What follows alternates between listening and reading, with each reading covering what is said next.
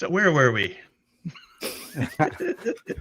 We were about 0.3 seconds into the introduction, and then everything went sideways. Okay. Kind of a record for us. Can you guys hear me now? Mm-hmm. Can you guys hear me now? Oh, okay. Sorry about that. Okay, are we ready? Or is the cricket still happening? Or we'll fix it in post. Okay, I don't hear any crickets. All right, cool. So, as I was saying, my name is Aiden Swallow. I was 18 and a half years in the Army. Let's see. In the Army, I've been intel my entire time, which is why I live in Arizona now. So I did human intelligence and counterintelligence. I've deployed 2 times to Iraq and Afghanistan, and did national security investigations in Southwest Asia. And then I was also an instructor for both intel courses and leadership courses in the Army at Fort Huachuca. So anyway, I am running for Congress, Congressional District 6. I decided to get into politics. Weirdly, the story seems to be similar to a lot of different candidates, to include Kat Abu Ghazali that you had on the show. And I'm not sure if you talked to Deja Fox yet, and different ones around, but they're but really I was starting to hate what was going on, and then when January hit, that was like the last straw, and I just had to get involved, because one thing that you learn in the Army is, well, if there isn't a leader to step up and do it, sometimes you have to be that leader, and that's just what I decided to do. That's the basis of it. So love to see it. Yeah, I don't. We have not had Deja on. If you got contact information and want to hook us up and like make introductions, all for it. Okay, absolutely. Sure. Always happy to lend our platform to people who are bringing the message. Yeah, sure. She's they're doing the special elections the end of this year, so she's like going for Congressional District 7. So she would be, if I won, she would be like my partner basically as it goes on, because the current representative died in office. So, but anyway. Oh, I see. Who are you running against? So the incumbent is Juan Ciscomani. So this is a red district.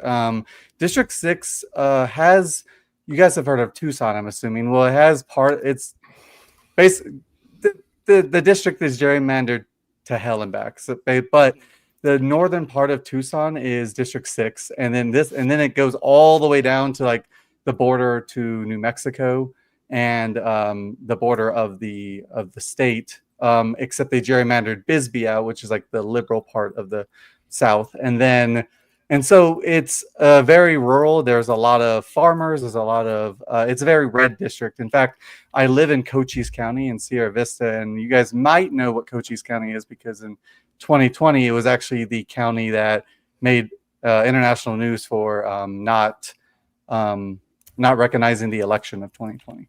So it is a pretty red district. However, Ciscomani has the last 2 elections has almost lost by 2%. So it is very flippable, despite the fact that it's so red. So I like the way that Brian quick, Sims put it. Why do you think that that's happened? I'm wondering if we're seeing a lot of the FAFO and a lot of everything now, which I find to be just a bubble to make us lefties feel good. But I'm wondering, is there really this backlash to what's going on? Is that why you think this red district is so flippable, and why it maybe was 2 points away last time? Is it really disheartening, discontent? Well, so red? Yeah. So I think that there has been a lot of backlash, but talking about the previous elections, that the backlash that exists now didn't exist then. I mean, people still oppose things that were happening. So if anything, I'd say that Congressional District 6 is even more flippable than it was in the past, because of now everything that Trump is doing to hurt all the constituents of District 6, and Ciscomani just sitting there and voting for everything he says, to include, all of the bills that hurt the farmers of this district. So. Gotcha. It's a lot of farming in that district. Yeah, there's a lot of farming. There's mining. There's a well water. There's a lot of well water, but it also includes parts of Tucson, right? So there is a portion that is city problems as well. So it's a pretty diverse district. It's just that the majority of the district covers. Oh, of course, the cats come to say hi. The majority of the district covers the rural parts, but the population density is obviously the north of Tucson. So, Gotcha. Walk me through the process from the time that you decided, fuck it, we ball, I'm gonna run, to getting. Are you on the ballot yet? Because I made this mistake with somebody else, and they were like, "Oh, the primary is not for like a year." And a half. No, that was the guy last time. So it's the same kind of story. The primary is not till last year, or I'm sorry, not last year, next year. But that's part of the reason I'm starting now is because, to your question, I wasn't a big sensation on the internet before I decided to run. So, so to that other point is that next year the primaries will be held, and there's about 5 or 6 Democrats that are running. So it'll be a pretty aggressive primary, which is really nice. I want to see that. And then once the primaries are chosen, then obviously the debates with Siscomani will begin after that. To your question, am I on the ballot? Well, so I am. I have submitted the ballot. Was it the notice of intent to run? I've done all the FEC things, and I've done all the Federal Election Commission, and I've done all of that stuff. The thing that I'm not is I won't appear on the ballot for the primaries yet until there's 2 qualifications for federal races that are different than state races. And the 2 qualifications is you have to spend or receive a combination of $5,000, which isn't quite difficult, but that is a barrier. And the other one is I have to receive, part of the reason why I decided to run as a Democrat instead of an independent, which I was originally going to do, is the independence is a higher number, but you have to get 1% of the registered Democrats in the district to sign the petition in order to get on the petition. So that is the other part that I haven't gotten yet. So am I technically on the ballot? Not quite yet, but I'm also really early in the process. I need about 1,600 signatures, something like that, so that I can fulfill that requirement. Did that answer your question? Now, if folks want to donate to your campaign, I assume they can go to the link we've highlighted below and make a contribution towards your candidacy. Yeah. So my website, which is the link that you posted, includes the signatures for the petition as well as the Act Blue donation page, as well as a lot of other stuff. And I'm still adding stuff to the website. There's a lot more to add, but the Act Blue donation page is on there, as well as the ballot petition. With federal elections, the most efficient way, I believe, is to use the electric petition the electronic petition, excuse me.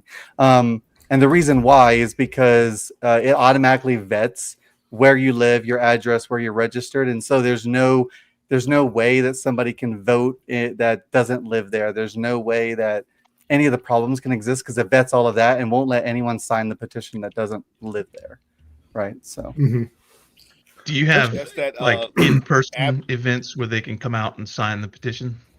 Yeah, I do have in-person events. So this last, I'm sorry, go ahead. What? Oh, I'm just being stupid. Oh, remember what is it? Despicable Me, where he's like light bulb. Oh, Mickey, got it. If you chew on my cord, I swear to God, I'm gonna not give you a treat. So yeah, no, you're fine.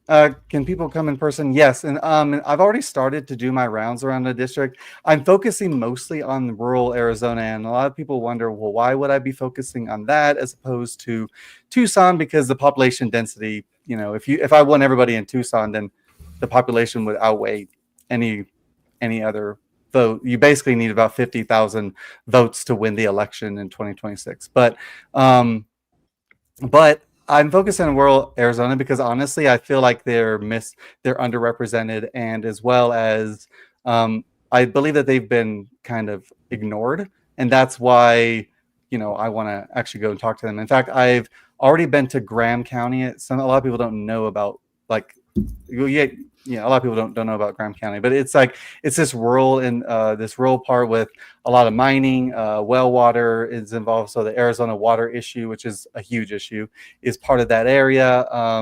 And I've already been there twice. And on the 20th, I have an economic review where I go out and I'm going to be touring the place with the leadership of Graham County, and then doing an interview on the radio as well.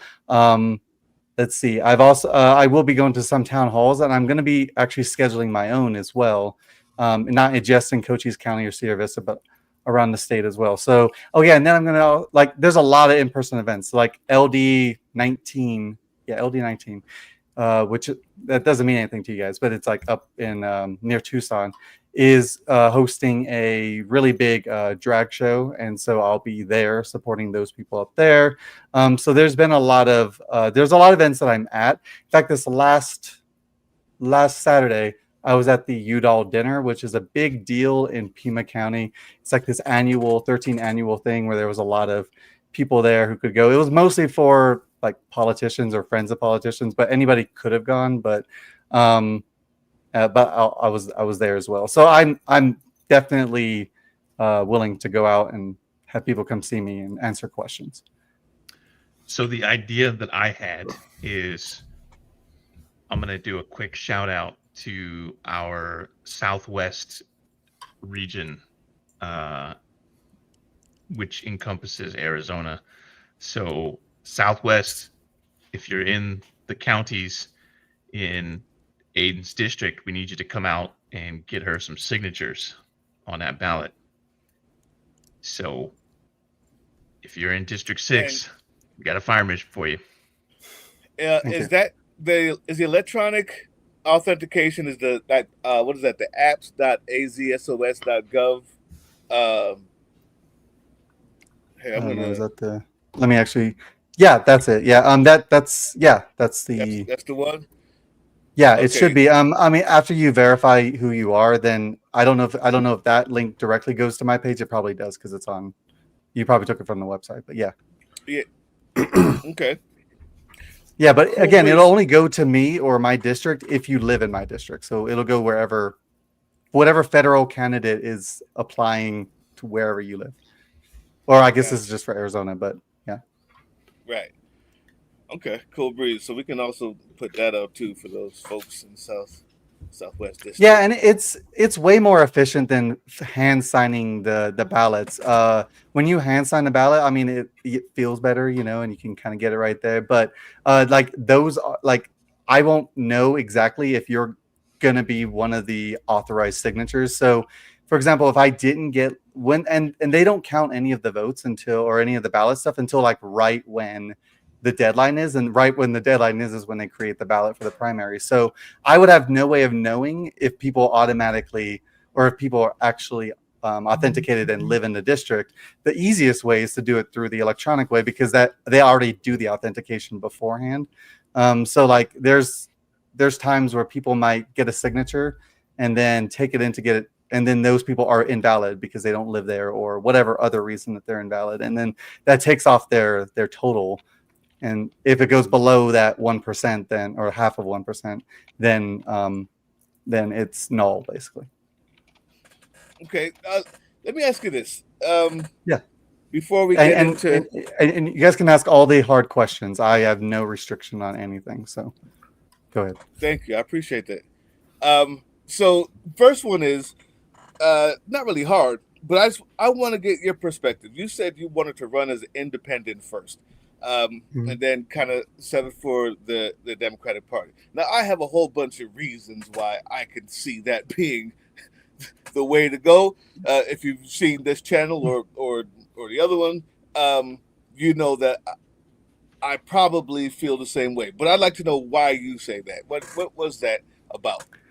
Yeah, well, so one interesting point about me is I am not an I know I'm a Democrat on the ballot, but I'm not an institutional Democrat. I will never be an institutional Democrat. I am for term limits. The Democrats are as much to blame, well, less to blame, but they still got some blame for what's happening right now as the Republicans do.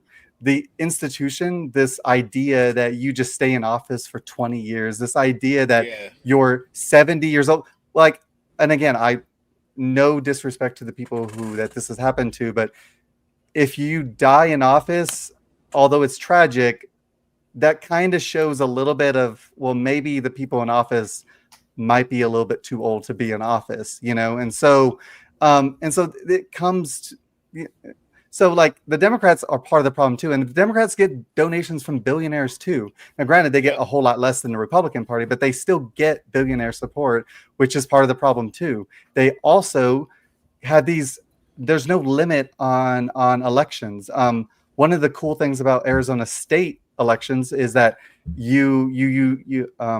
well, if you want to, I don't think you have to, but you can qualify for what's called clean elections, which caps the amount of money that you have. And they even give you that money for your race. And so you can't go beyond that money. Really? There needs to be caps on, but that it doesn't work for federal, or they don't have anything for federal, but there needs to be caps on elections there that you shouldn't be spending millions of dollars. I'll say this, I'll give you an example.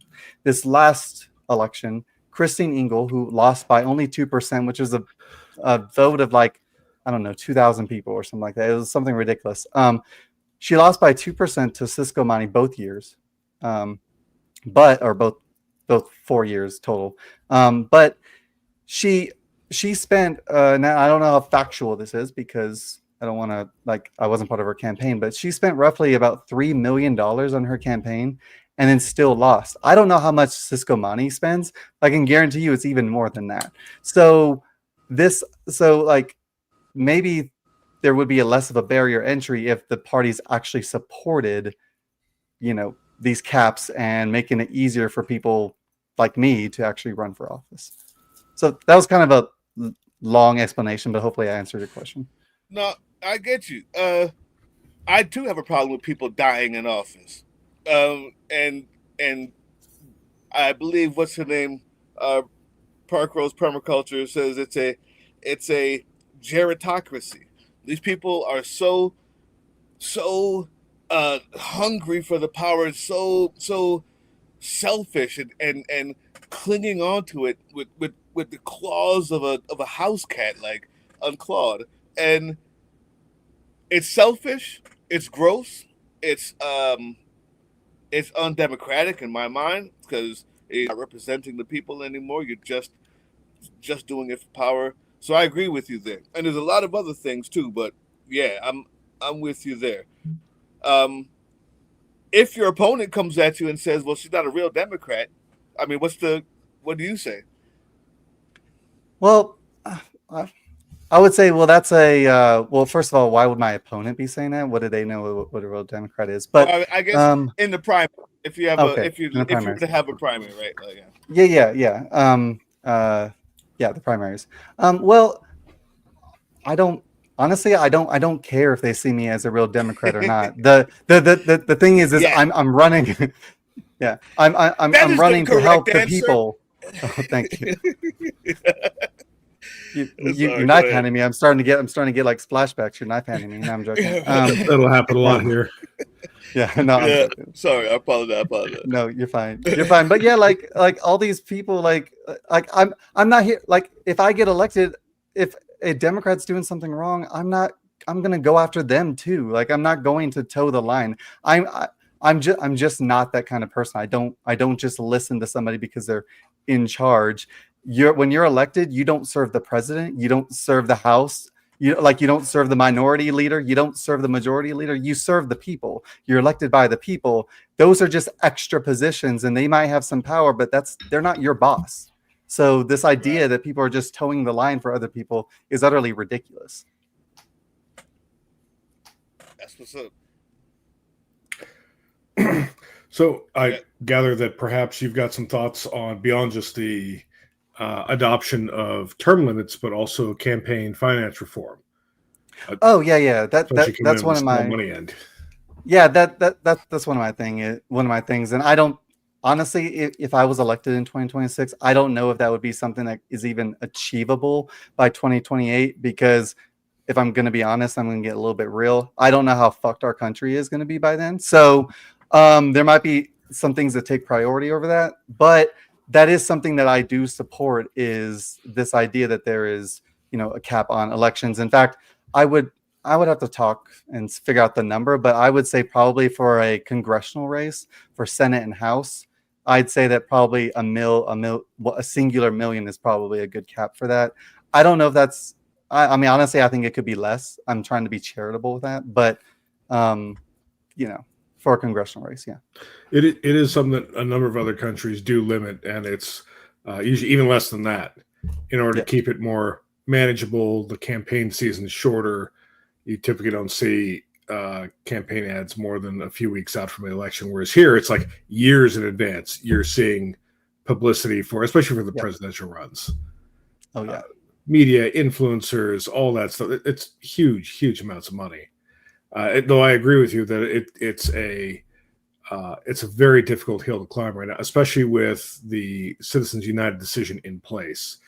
Without a case to reverse that, no bill's going to go anywhere. And obviously the Supreme Court will just axe anything that is going to interfere with money coming to their favorite people. Yeah. It's unfortunate. Yeah. No, it is. The billionaires rule everything. Go ahead. Yeah, so true. What other policy positions that you have that you'd like to talk to, that you'd like to let people know where you stand on things, and what might differentiate you from the other Democrats running in the primary? Yeah. So it's hard for the primary because honestly, there's a lot of us think a little bit of this, at least the ones that I've talked to think a little bit the same way. In fact, like Mo Goldman, I talked to him a while ago. He's another candidate. He used to be an immigration lawyer and helped trans immigrants as well and other things. And he's running for District 6 as well. And like he's just amazing. Like if I lost to him, I would be like, obviously I want to win, but like he's an amazing person. So it's hard to differentiate when it comes to some of those policies, but I think some of the things that I want to focus on that I think might be different is when it comes to border security or border reform. I understand that, and everybody in District 6 and District 7 is really big about the border because the districts are on the Mexico border, right? And I know that border security is important. In fact, it's the only, if you even want to call it that, positive study for Trump anyway. But what I would argue is that all of this border stuff is making it difficult for our economy, as well as the system is rigged, the system is flawed. So why are we enforcing an immigration policy that is antiquated, that most Americans can't even pass the test on, that immigrants have to pay money for? Why are we, and that they have to stay in the system for like 7 to 10 years? Why are we doing that for a pathway to citizenship? So how about what I think is border security is already good the way it is. Why don't we reform the immigration process, make a pathway to citizenship actually viable, and then we can look at the border again after we have fixed the problem, which is the underlying issue of the only reason that a lot of them are undocumented in the first place. So I'd say, I'm sorry, go ahead. Go ahead. No. If it's a question on that, I can just answer it. No, I mean, the question was, so you're not for sending them to El Salvador without due process and having them die in a sweat camp in a foreign country that they don't belong to. Yeah, it feels weird that I have to even validate that's not okay. It's not okay for us to send any criminal, even especially ones that aren't criminals, because you haven't gone through the due process of proving that they're criminals, to a concentration camp. It is a certified concentration camp, and America's not even classified as a democracy anymore, or a democratic republic, or constitutional republic, or whatever you want to call it in most scholars' eyes, because we are literally sending people to concentration camps. Yeah, it's weird where the political list. spectrum that you differentiate yourself on these days is, are you for or against concentration camps? Like, Yeah. I'm old enough to remember a time where that wouldn't be a question. It would kind of be pretty universal. Now it's a split down party lines. That's wild. But That's let's absolutely be wild. honest. Let's be honest, though. That started when we were okay with sending kids' parents home while they're still here in the first administration, and continued into Biden's administration. Well, kind of, but we've made the right has made so many agreements with evil, with disgusting shit that it's just they've been having a slow walk into this authoritarian nightmare. And when that was okay, we were both siding it for a little bit on the news, and they were willing to deal with their cognitive dissonance by saying, "Well, why are you always bringing that up?" And so, yeah, it makes sense that you would send human beings over here. Another thing that's almost there, and this is directly not only to your campaign, but who you are as a person, especially in Arizona. Like the GOP there is literally waging war on transgender existence. Like I'm pulling up articles to try to quote, and I'm seeing if I can find an old one, and they're all from 2025 March. Like right now, they're finding ways to denigrate, to dehumanize, to talk about the sports in the bathrooms. How is it? First of all, very courageous to be out here in Arizona campaigning. How is it that you even believe you can win in this red district? You can go to these farms, and maybe I'm just being biased and I don't know them well enough, but they hate you. Or am I wrong? How do you get them? And that's just being real. Yeah. No, and you're absolutely right. And when I'll answer a little bit more to your question, but I'll address it. When I was thinking about running, I had a choice, right? Because all of my documents say female, and there are cis women who are bigger than me, who can run faster than me, who have a deeper voice than I do, and so like and all my documents say female on them, right? I didn't have to disclose the fact that I'm trans, right? I chose to because I wanted to do exactly what you're talking about. Is I wanted to show that I'm not afraid, and I wanted to represent people to also not be afraid. And so when it comes to answer to your question, when it comes to going to these different places and talking to them, oftentimes I'll get in with my military service, because for some reason they think military service and Republican is synonymous, and it's not. The military is the most socialist organization in the United States, but a lot of times I'll get in for that, right? They'll give me a chance for that reason, and then other times it's just my charisma that kind of win them over. I mean, I have a lot of conservative friends, but at the same point, I'm okay with being in front of people and them hating me or yelling at me. It doesn't particularly bother me. So even if they don't like me, even if they do hate me, even if they wrongfully think I'm some pervert like idiotic Nancy Mace, right? It doesn't change anything, right? It doesn't change what I'm trying to do. I don't care if I'm elected and they hate me, they're still going to be my constituent. I'm going to support them either way. So if they don't want to listen to what I have, then fine, then don't. I'm not going to try and reach the MAGA cultists, because when you're in a cult, you kind of have to get yourself out. I'm not going to try and reach them. I'll focus on the people who actually want to see change and are tired of being hurt by the president and his lackeys in office. So, like, those were two very good answers to these last two questions. By the way, those are also possibly ones you get from any debate and moderation too. So having a good answer to go to with that's solid. Want to move slightly on to the topic of the economy and where you stand on. I mean, I imagine I know generally where you stand in regards to, say, the Trump tariffs, but what would be your approach in Congress to trying to get our economy back on track from this debacle that he's put us into? Yeah, it's a hard thing to think about because when we talk about getting our economy on track, most of the time presidents don't. I know we give a lot of credit to presidents for actually affecting the economy. Most of the time, they don't really have anything to do with the economy. It's normally not like they might have certain things that go here and there, but they're normally not the actual consequence for the economy.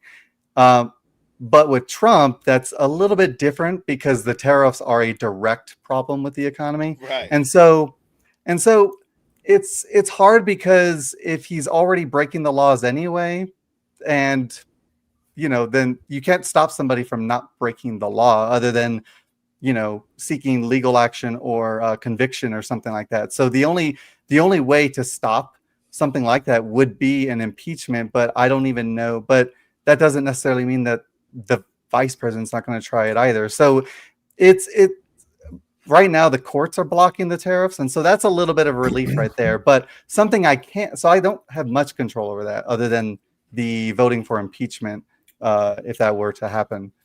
But what I do have a effect on directly is I could try to at least ease the burden that the people in my district or at least my state are feeling, which is so if they're feeling economic crisis, well, some of the reasons that they're feeling that economic crisis is since the 1950s, basically, or since Reagan was in office, we've been operating off of this minimum wage that doesn't work and it's not livable wage, and so it's been getting worse and worse and worse and worse over the years. So they're feeling that, so they're not getting paid enough, right? They don't have the health care to help when they do have problems. They have to sacrifice either going to the hospital or buying groceries or something like that. And all of the services that Trump froze freezing on. One of the big examples is the Inflation Reduction Act, which directly affects farmers and agricultural organizations and people around. So he's directly making their lives worse. So what can I do to help? Well, I could start by maybe making the wage that you have more. Maybe that might compensate for the idiotic economy that we're going to have by then. Maybe try instituting some bills like the Inflation Reduction Act or something to help the farmers not have to foreclose on their farms or go bankrupt or all those problems. And also to that point, which isn't a direct question to yours, but making healthcare accessible to everyone. That way, that's a cost they don't have to burden as well. The healthcare. So the thing is, your best bet until the orange Russian sock puppet is gone. How you're gonna have you have an uphill battle when it comes to the healthcare thing. Are we talking free for everyone? Are we talking Medicaid for all, or are we talking a different hospital system? We're talking maybe injecting money into social programs to help people pay. What's the best way for you to go about that in a state as rigid as yours? Yeah. So what I would do is I would look at to get people on the side, because the conservatives that think socialized healthcare is a bad thing are the ones that think it'll cost them more or it'll be less effective.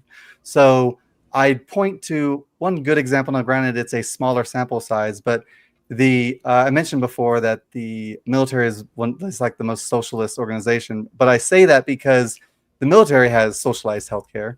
Everyone in the military has healthcare. I don't know. I always forgot, but I think they take something out for healthcare in my salary, but it's very little. And I can go to the hospital for whatever I want. And And it's not always the best, but some of the best care I've gotten has been through the military healthcare system. So just the fact that it's socialized doesn't make it worse. That's ridiculous that people even kind of go with that.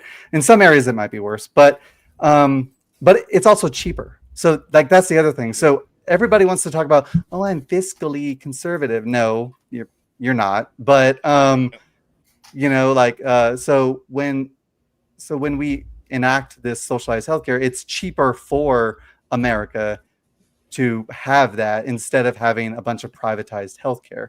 And how do I accomplish that? Well, again, I think that, like you said, the Taco $2 is good, will have to be gone by then. But I'm using that.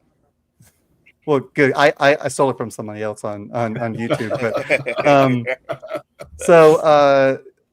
But yeah, I mean, so like he'll probably have to be gone before we could even look at any of those things. But if the Democrats hold at least the House and the Senate, there's a possibility that we can at least pass some laws because he can veto, but 2/3 Congress will override a veto. So if we overwhelmingly have the House and Congress, then we'll be able to pass really whatever we want if we have that majority. But yeah, that's what I would go with. I would go with the fact of it is actually better for you, and it's cheaper. It's cheaper. And I didn't say how. Well, easy. For a lot of these programs I'm talking about, you just actually tax the rich, what they're supposed to be paying, and that'll solve like 90% of our problems that we have. Is I don't know that I can't even imagine making over 100,000 a year if I'm being honest, and these guys make millions and billion. I can't even fathom that. So yes, and I think that's the climate that we're in. I don't know how poor people got brainwashed into believing that somehow feeding the rich more money will trickle down to them like piss on their backs. But I really, really, really think that now, thanks to the oligarchy in charge, if there's nothing else to wake them up, it's that, Lord have mercy, the rich do not need more money.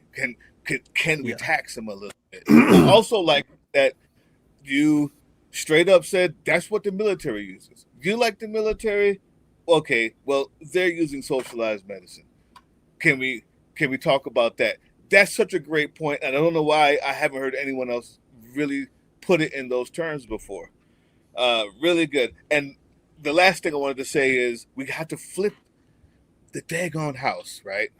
Yep. So to me, it's so important to see people running in red districts, to see in Ohio 6th, we got Lieutenant Colonel Malcolm Ritchie. We got people in Colorado. We have you in Arizona. Flipping these districts, flipping that house is the first way to doing anything about this crap that we're dealing with. We have to have a fighting force. To that point, how will you fight if you flip this house?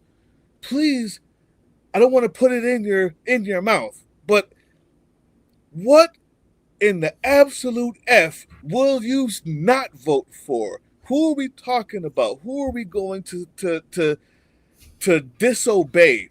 I mean, before they die in office, I want to know the fight.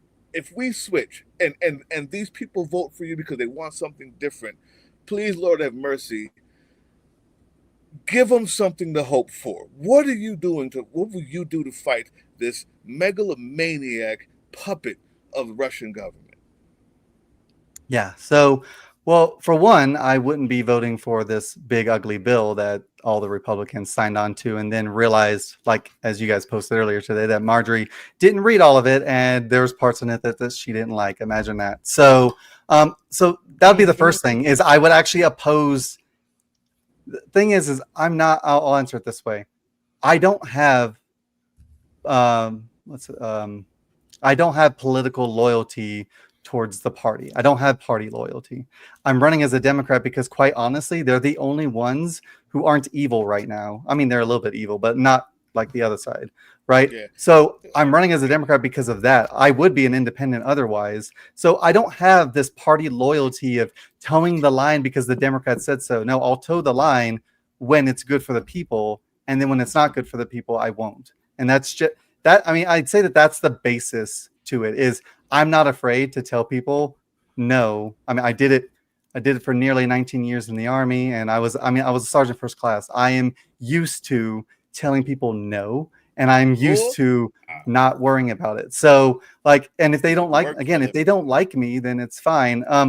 On my campaign, like my banner, it says like real politic or real politic, however way you want to pronounce it. But I have it on there because that means doing what's good for the people over opinion or over bias. And that's what I'm about, is doing what's good for the people. It's the only reason I'm running. I don't want to stay in office for another 10 years. I was fine doing my theater and acting and playwright stuff. I don't want to be in office for 10 years. I'm coming in because I think that I'm needed. And then when I'm not needed anymore, I'll probably leave. So like, I'm coming to make a change and make a difference. So How come I didn't know about the theater thing? I didn't do my research properly. You Wait didn't a read the minute now. documents. I didn't read the documents. I Didn't did read not your guest brief. I'm in here looking for it frantically. I don't know if you guys heard me type like, where? I know it's in my email. Talk about that. Can I hear about it? Do you guys mind? yeah, sure. If we hear a little about performance life, I'm a musician. I'm an entertainer myself. I like that. Can you tell us a little bit about that? Yeah, so I mean, you guys probably know. So when I got out, like my first bachelor's degree was in game design, and I did some stuff with that because when I was active duty, I switched to active reserve instead, because when you're active reserve, you get the benefits of being a soldier and the benefits of being a veteran. But anyway, I don't want to get into that because that's probably over a lot of people's heads. But I was active reserve, and so I did, and so I was going. I decided to go to school school again and get another bachelor's. And so what helped me in that transition period was I went down to a local theater in Sierra Vista, and they basically kind of changed my life. And this was before I even realized I was trans. June 13th will be my 10-month anniversary of realizing I'm trans and actually like medically taking hormones and blockers and stuff like that. So this was well before that. And before that, of course, I followed the pipeline and I was a drag queen before that. But so I went to the theater and I realized how amazing. Yeah, the pipeline, exactly. Yeah, drag queen to femboy to a big yeah. But yeah, so I realized the theater is such an amazing place, and it helped me it helped me mentally, and also like it was just fun, right? And so ever since then, I've been part of many shows. I've been part of musicals as well as shows, as well as there's 2 theaters in Cochise County that I know of, 2 community theaters. So I don't even get paid to do it. It's community theater, and they are and I've performed at both of them. In fact, the last performance I think was like 2 weeks ago. It ended. In fact, this weekend I'm auditioning for for Clue. That will be happening in the theater, so we'll see how that goes. But not only that, but I've dabbled in voice acting. I've dabbled in a lot of different stuff because that was where a lot of my passion was. Is after I got out, is I wanted to entertain theater in my acting career and playwright. In fact, one of my plays potentially might be put on as a 1-act this year. It got chosen. It made the second lineup. So we'll see. But yeah. So all the stuff that I do is like, oh, thank you. All the stuff that I do is like community based. Like I said, it's community theater. So I'm helping the community, and that's what I was doing with that. I don't know if I elaborated enough on the acting part, or theater part. That's awesome. It's good fun. It is excellent. Tim knows a thing or two about voice acting as well. I heard from your awesome films that you guys played before. He may have dabbled a little bit. I did want to pivot back to one of the issue questions we had, because there's a common attack point that well, the smarter GOP candidates will go for to come back at you on the healthcare side. The healthcare industry as a whole represents roughly 28% of the U.S. economy. So if you look at moving away from the privatization, what is your plan, or what do you see as the process? It doesn't necessarily have to be a plan or bill or anything to it, but what would that process look like for being able to implement a healthcare option for the public without destabilizing the economy, because there's so much built on it, whether we like the economy that way or not? Yeah. So I would answer it this way. We've seen what happens when you make drastic, fast economic decisions and how horrible that is for the economy. Is the tariffs, right? So the idea would be not to do that, right? So there should be a ramp up or a grace period in order to acclimate the entire country to the socialized healthcare. Now, granted, so first I would put like all the people who don't have healthcare at all, who don't currently have a private option, they could go on it, right?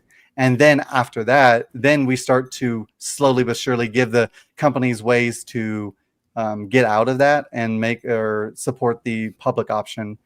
Because even in America, even if we have socialized healthcare, you could still get private healthcare if you wanted. I mean, if you're rich and it's not in the private and the social option isn't good enough for you, then okay, you can go buy whatever you want. That's fine, right? So like, it's not that private healthcare would go away. It's that we wouldn't make people have to either find a job to get that healthcare or to they just wouldn't have to do that. They would just get it by default of being a citizen and living here, right? And so that is my thing, is I'll say, well, and I would talk to the economists and figure out that plan later, but I know that there needs to be time, and it needs to be something that happens over time, progressively, every month, every year, whatever. There's new like benchmarks, new tent poles that they reach until we finally get there. So that would be the solution that I would have. That's good. That's a good answer. It's a good pivot on. It's just I know that's something that your Republican opponent will try to hit you on, and to see if you're ready for it. It sounds like you are. That's a good return. Doug, did you have another one? You know what? I wanted to hold on. I'm sitting here typing like, hey, I'm trying to get some other people on who I know have had some really good questions from Canada, and so I don't know if they're on here yet. But Canada. Yeah, Canada. As long as they don't hate me. I didn't vote for Trump, so don't hate me.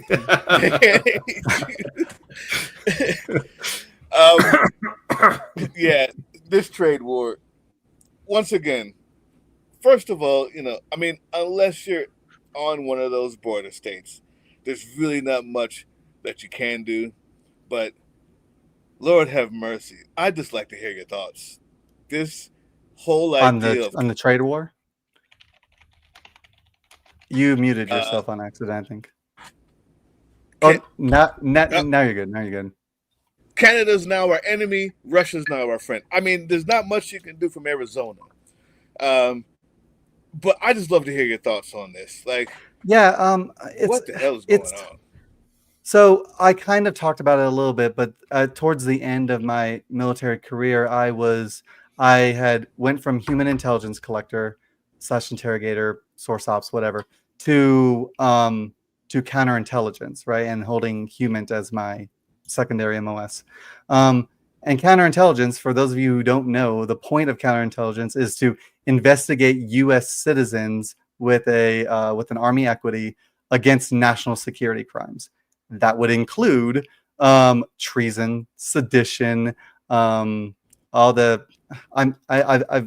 started to like throw out the army, the things, but all the national security crimes that are grave offensive, kind of like an insurrection. But the point of like, and it's a shame. Like I don't know if Tim Big Sarge Edmonton. I'm not sure what I'm supposed to call him, but it's a Either shame he's or. not he's not on the camera right now. But Either because I was going to say that being in the military, he would know what TARP is, which is threat and reporting program. Oh, threat and awareness reporting program. Excuse me, I almost forgot the acronym. But that's something that everyone here was in the Oh, Army. that's true. Yeah. Yep. But that's something that counterintelligence thrives on, is informing soldiers or people with army equities the dangers of our adversaries, and our adversaries are China, Russia, Pakistan, those different places. Those are our adversaries. North Korea, all the people Trump is friends with, basically.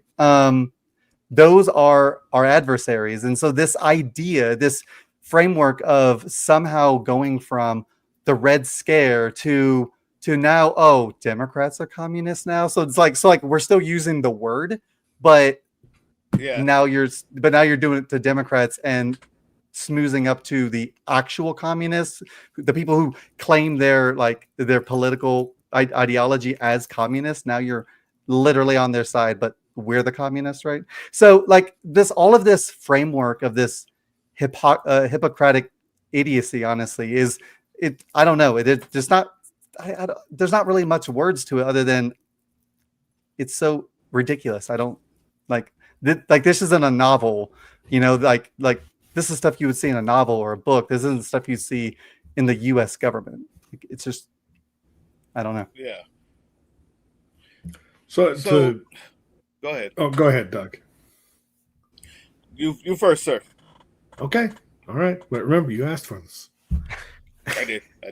To dovetail off what Doug was saying there, the United States has suffered a significant loss in stature and trust with our traditional allies across the globe. What would you be able to do as a member of Congress to be able to move us in the right direction again?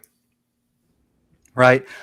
So rarely have I seen Congress like making visits to other countries. I know it happens sometimes, and but I'd say, and I'm not, because I'm not in the seat, I don't know the left and right limits directly that a representative has, or the actual power that they would have. But if able, I would try to rectify some of those relations, right? I'm not going to be able to reverse anything that, like, if the president is still in power, then there's not much I can do to really, unless I, openly oppose them, which is fine. But the only way, the problem with trust is that when you've taken trust away, it's twice as hard to get it back, if not even harder. So what he's done is irreparably harmed our image, our brand, our trust with the allies that we've had, the people who are part of Five Eye. He's damaged all these people to the point where I don't think that they're going to trust it. It's going to take long past if I get elected, long past my 2 years from 2026 to 2028 in the House, right? It's going to take well past that to fix this problem. We're going to have to show a pattern of doing the right thing now, and we're going to have to work way harder to have these allies again than we had. But some things that I could do to help along that process is really just trying to show that we are a country that actually cares about its people. We're a country that cares about the people of others. Like, I would try to, especially the House doesn't have this authority. It's the Senate that has the international authority.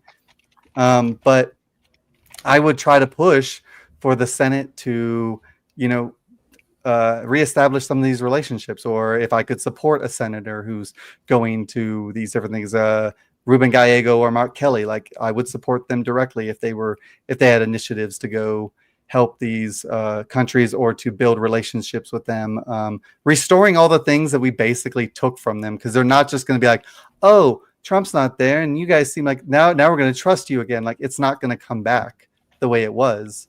It's just not. Right. It's gone right now for at least the foreseeable future.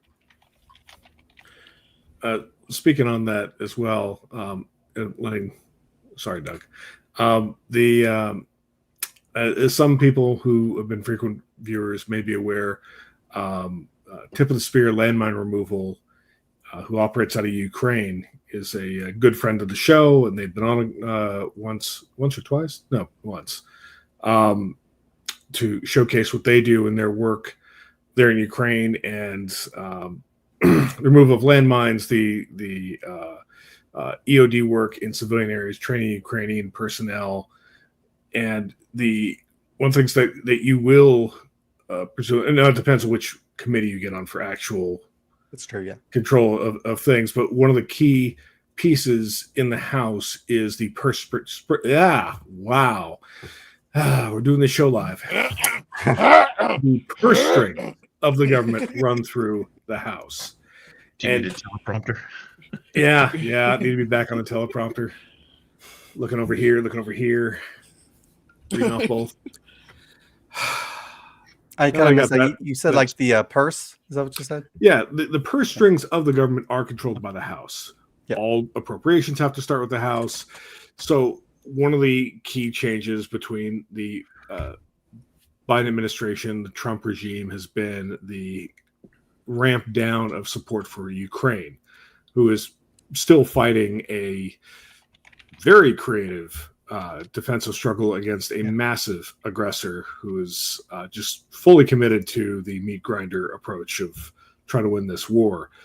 Where do you see yourself positioned as far as being able to push on that front for whether it be funding, whether it be policy, whether it be whatever the case may be? What is your position form on that? Yeah. So, I mean, spending any money is automatically going to get a backlash from probably Republicans and Democrats, because Democrats don't want a war, Republicans don't want to spend money. Even that includes supporting Ukraine. But I think one thing that we got to realize, and when it comes with the Ukrainian conflict, is, and I have to be careful because I know some legacy classified stuff, so let me make sure I not do that. But Russia has had their eyes on Ukraine for a very long time. It was like they have wanted to take back the Crimea forever, and they want Ukraine to be part of Russia again because it was part of the USSR. And so they've like, you know, it's normal for them to go into like a country and hold a exercise and then like don't leave, right? So I would say that because of that, you know, Ukraine is one of the last places over there, and the reason that Russia wants it so bad is because it borders I believe the Black Sea is what's over there, and it's an avenue for them for movement, for them to be able to do all the other things that they want to do. So I can't fathom the idea of ever supporting Russia or Vladimir Putin. I mean, he's a KGB agent. Like, I know spies. That was kind of my job. And he was a spy, you know, for the KGB. You know, he's an intelligence adversary, right? And so, like, I would never support Vladimir Putin or Russia in that way, you know. And so I'd say to support Ukraine, I'd say we should start with policy, because we should openly be supporting Ukraine. One thing that we could do is, I don't know, I forget the vote that they had. This was like, it's been so weird. It's only been like 130 days, but it feels like 2 years. I don't really. She's prematurely aging me. Right? Yeah. I got grays and everything. What's it called? The vote. I forget the vote there was, but for the first time, like, America was on the side of Russia and like North Korea. I think it was something with the UN. I don't remember. It was a UN vote on the. There was a UN vote to censure Russia for the atrocities they committed in Ukraine. That's right. And the U.S. sided with North Korea and Russia to oppose it. Yeah, so I mean, I'd say I'd start there, is like publicly supporting Ukraine, publicly denouncing them as, you know, not denouncing Ukraine, denouncing Russia as an invading force and trying to take over a sovereign country that they were not allowed to take over. I would also Trump support. continues to argue is not the case. Exactly. I would also support like Ukraine joining the UN. I would also support us staying in the UN. But, you know, so I would start there. And I don't want to send any troops to Ukraine. In fact, I don't think that we need to. Ukraine has proven that despite their lack of funding, despite their lack of training, they are either really amazing or Russia is very inept, or maybe both. I'm not Both. sure. But you know, so I don't want to dedicate troops to the conflict. Now, granted, arguably there's people over there in Poland and stuff who are already like kind of supported anyway, but I wouldn't put like actual soldiers on the line for conflict unless we had to, right? Right. But I think supporting them with material support should be something that we talk about and should be something that we consider, because it's kind of like what we did in World War II when, you know, Hitler was raging war there. We didn't get involved until the Japanese bombed us directly, right? Mhm. But we were involved material support through to England and France and the different countries and stuff, and we offered like intelligence support and stuff. So I would say that same approach in and then look at, you know, other options later as it goes down. Oh, that. Oh, I'm sorry, Doug. I've talked over you like 3 times now. No, you're good. I was talking for an entire hour before that. So what you just said, until we got bombed by Japan, we didn't want to go in. Now, Well, I mean, listen, Roosevelt would have Well, wanted us to find a way. Just there was no really casus belli for it. right, but I'm not for it either. But I do want to say, at what point are we going to recognize that we're under attack digitally, federally, with Russia? I mean, from Russia right now, in every possible way you can do except dropping a bomb. But you have bomb threats in Georgia, in North Carolina, on election day. You've been flooding all of our social media with bots bought by the government. And yeah, everybody's spying all the time. Sure, we all know it's the poker game and everybody just trying to get the best hand. But when are we going to acknowledge that we're under attack? If not with guns, in some other way from Russia, period. Yeah, no, the fact that we haven't, like the fact that the Congress people, congressmen and women, both House and Senate who are already there, the fact that a lot of them haven't acknowledged it is mind-boggling, because there's a reason that we call Russia an adversary. There's a reason that the army looks at Russia as an adversary and it tells you and like briefs its people, something I did, brief their people on the danger that Russia proposes, as well as China, to you, right, and the collection of your data, right? And so like this has already been a thing. And before this, the federal government used to acknowledge it, right? And the service has acknowledged it, and many places have acknowledged it. The fact that they're somehow trying not to acknowledge it just proves the corruption of the president and the fact that his true ally is our adversary. So like to your question, I don't know why we're not, because we already were, and then it stopped somewhere in between. And I don't know why. Well, I do know why, but I don't have factual proof for that. Yeah. Trump did have our cybersecurity command stand down and cease all intelligence gathering operations against Russia. Just the most overt telegraph thing, like, hey, we're not going to do any more ELINT on these guys at all for no apparent reason whatsoever. We're just going to stop trying. We're not going to guard these doors. Just going to go away from the walls here, guys. We don't need to watch that gate. No reason. He didn't bring in the cyber ninja. He didn't bring in the cyber ninjas for that one. Oh, okay. Yeah. God. I can tell you as an IT professional that our systems are under attack every day. And I can't get into detail, obviously, but like at Fort Huachuca, there's it's the center of the Army Communications Command. It's also obviously where Intel operates normally, and it's also where cyber command's not out of there, but they have a cyber element. And I can tell you, like, this has been an ongoing problem and fight. And any leadership courses, I taught 2 courses while I was an instructor at Fort Huachuca, and those were the Intel courses, which, for human NCI, and leadership courses. And every leadership course for E7s and E6s as well. But every leadership course that I taught, like, we explained the adversary, like Russia's attempt to collect data, Russia to attack us. So again, and we would tell them all the things that they're doing, as much as we could anyway. And so they've been doing it forever, and people have been recognizing it forever. We have cyber attacks all the time. In fact, I'll give you this is kind of an old story, but I'll give you a little bit of a story. Russia has been known for cyber stuff for a long time. The first time that Russia, and I might get my history slightly wrong because I'm doing this off of memory, but when Russia went into Ukraine the first time, they did.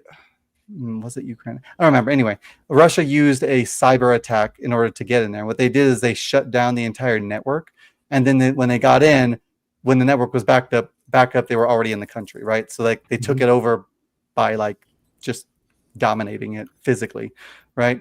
Without expending the troops to do that. Right. So, invasion in 2012. You're absolutely right. Okay, yeah. I didn't remember all the details, but I knew it was around 2012, 2014 timeframe. But yeah, so they've had this technology to be able to fight this way, and we're behind on it, and we're kind of inadequate, if I'm being honest, in that fight, and we need to be better at it, and we need to definitely not loosen restrictions on them, but heighten those. Yeah, good thing we just cut all of our funding for cybersecurity research, right? Yep. Got a question for you. When did you leave Huachuca? I still live in Arizona, so leave Huachuca. I'm 5 minutes away from Huachuca, so but I stopped instructing at Huachuca last year or the year before, something like that. I'm newly kind of not in the Army, so. Is the ozone still there? The ozone, yes. I think so. Is it still 18 and up? That's over in IET land, right? Is that what you're talking about? I'm not 100% sure where it was. Okay, yeah. It's been like 30 years for me. So I think it's still there, but I don't go to that area. I avoid those 18-year-old babies as much as I can. So I don't know. So for those that don't know, at least when I was there, Fort Huachuca, because it's so close to the border, literally on the border, the drinking age on post was 18, because that way, as long as you were on post, you could go to a club and an on post club and get liquor, or you could go to the class 6 and get it. You couldn't do it off post. So, and that was done to deter people from going across the border and getting beat up, robbed, abducted, thrown in jail, whatever, at the town that was on the other side of the border. And the on post club was called the Ozone, and it had a different nickname that rhymes with ozone but starts with a H. So you take a guess. Oh, okay, I got you. Yeah, I don't think it was. Yeah, I want to say I joined. So I joined the Army in 2006, and so I don't even think it was 18. I'm pretty sure it wasn't even 18 years then. There was some crusty E7s when I went through that would tell me about it, but I don't think it was even 18 years then. So it hasn't been for a while. I think that was also the first post that I saw that had role-playing supplies on post. There was a little shop there, and it was exclusively you could go in and get D&D books and dice and Yeah. minis and stuff like that. It's fucking Yeah, wild. there's still shows there that do that. I've done a lot of things. I for a stint, I was like had my own like 3D printing business for a little bit, for 3D miniatures specifically for D&D, and I would get them painted on post because there's like resources. There's like there's a lot of nerds there, but also it's Intel, so that makes sense. But yeah. Just in the t-shirts. Hold on, I'm coming right back. Fort Huachuca. There's a lot of nerds there. There are a lot of nerds there. Honestly, I mean, it's a joint post for military intelligence. One of. Yeah.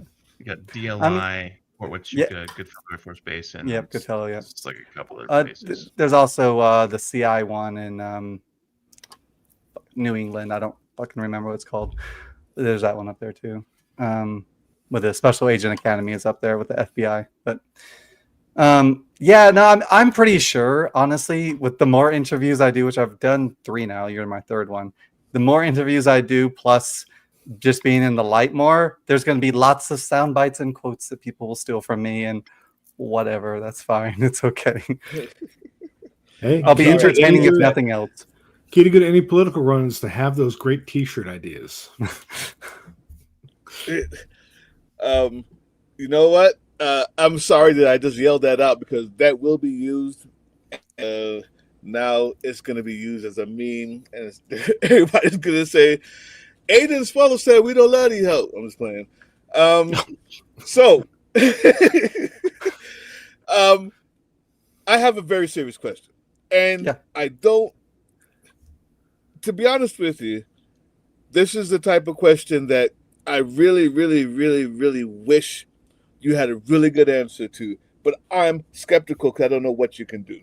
Number one, I don't know if we're going to have election in 2026. So good luck with that. Number two, I want to know if you do, we have to shore up these elections. Black folks, women, trans people next, gay people next. We are on the cusp of only people voting are white Christian, right? Yeah. Evangelical, rich assholes. And that's it. And that's it. The bill that just went out of the House not only has, because it's so big and beautiful, somehow it even has elections in there. Yeah. And I think it says something like they can withhold, they can just stop elections for any reason. The president can, and I mean, maybe I'm hyperbolic. My God, what can we do? What can we do? And I just hope that you have a better answer than I do. For showing up first for voting groups, gerrymandering, fine, for sure in Arizona, and then the bigger picture. Yeah, so I mean, your question has a lot of we're gonna have to take some assumptions in certain things, and like there's a couple of different ways that we can approach it. But you're absolutely right. There's nothing guaranteed that we're even gonna have elections in 2026. There's nothing that guarantees that I won't be living in El Salvador in 3 months, right? So there's nothing that guarantees any of that. Yeah, right. So there's nothing that guarantees any of that. The only thing that we can do right now to stop that is the Senate has to not pass it, right? The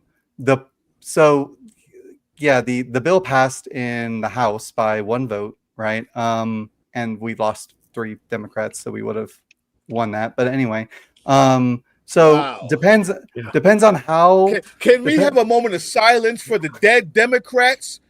Yeah, because they were so freaking old.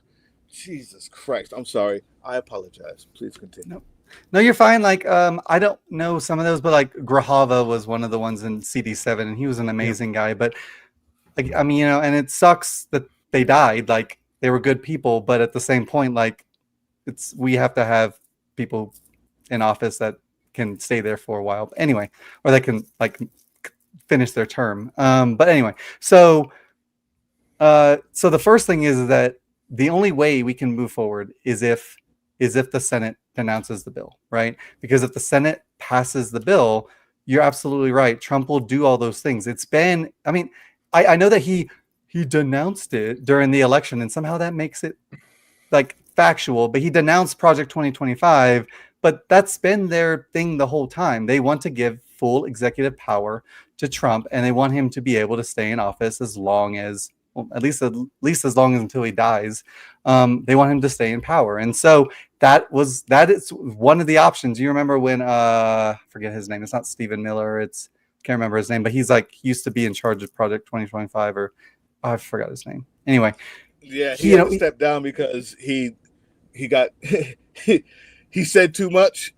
They realized. Yeah, okay, I remember, but I forgot his name. Yeah, no, there we go. Steve Bannon. Steve Bannon said that there are multiple ways that they're looking at for Trump to be able to do another term. This is one of those ways, is because if you have, which is still not legal because you would need a constitutional amendment, but whatever. Anyway, but if it passes in the bill, then like the only thing we can do at that point is, publicly and aggressively still oppose it, but they could, in theory, do what they want. They could stop the elections. So what we need to do is hopefully get the Senate to block the bill, right? And so that'll take the effort of everybody calling their senators, not resting until they don't sign the bill, right? So it can't pass the Senate. And then when it comes back to the House, either delay it long enough to at least the special elections in Arizona have happened. And it's not just Arizona, it's some other places too. Yeah. And then that way, hopefully, we'll get a Democrat to at least come in that seat in Arizona CD7. And then we'll have the votes to maybe potentially stop the bill from getting approved until, so that's the only way right now we can do anything from stop it happening. But let's just say, for whatever reason, it doesn't happen, and or the election problem isn't a thing, and we're going to have elections in 2026. If that's the case, if we end up succeeding and we go forward, the way that we continue to shore up people, like to your point, to shore up people and get support is, honestly, in my opinion, I want the parties to stop looking at these voters like just another number or another demographic. Just because somebody's skin has more melanin in it, or because they went to college, or because they're part of the LGBTQ community, or because they're a woman, or because this does not mean that you have their vote. Stop looking at people like numbers, and instead just try to help the people. And if you just help the people, then you'll get the support. I don't like quoting like religious stuff, but like if you build it, they will come, right? So it's like this idea of if you just do it, like if you do what is authentically you and you want to help people, then they're gonna come. Like that's just stop trying to play these strategic games to get votes. Just support the people and you'll get the vote. That's just how that's gonna work. So that's how we shore up people, is we go to actually help them and not to get their vote. In fact, when I go and I help people, and I've been doing volunteering and other stuff, I don't give them my campaign pitch of signing. It's part of the reason why I still need signatures, is because I'm really bad at like preaching. Like I'm worried about them. I'm not necessarily worried about me, right? So I'm not trying to get the signatures and the donations all the time, because I'm just trying to help the people, right? And so I think that's what politicians need to do, is focus on that. And if they focus on that, then they'll win, because that's how it works. Right, that is how that works. But there also has to be some sort of a strategy, a bill, a way to curb, or put a halt, a wall in what's going on right now. The Voting Rights Act getting gutted, curbed, right? Do you have a policy? Do you have a plan? Do you have something that you can put in place, or at least that you can present and say, hey, this will at least start to bring back some of the rights that have already been lost, if not sue something, a policy, a plan, an idea on how to curb it in Arizona now, to make it so the people who have already been disenfranchised can vote easier, and make it easier in the future. Not saying that you can get it passed, but an idea, a plan.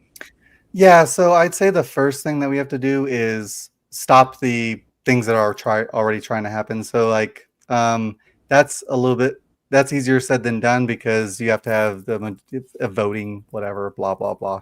Vote. You have to get the votes to stop things from happening, and then they might do it anyway because they're making they're breaking constitutional laws all the time, and the courts are the only ones who have been able to stop that. But the big beautiful bill would also stop the courts from being able to do nationwide injunctions, so that would also stop our defense of that. But anyway, so the first thing is that we have to stop it, right? Like that is number one. We have to stop with the atrocities that they're already trying to do, and then to prevent it from happening in the future.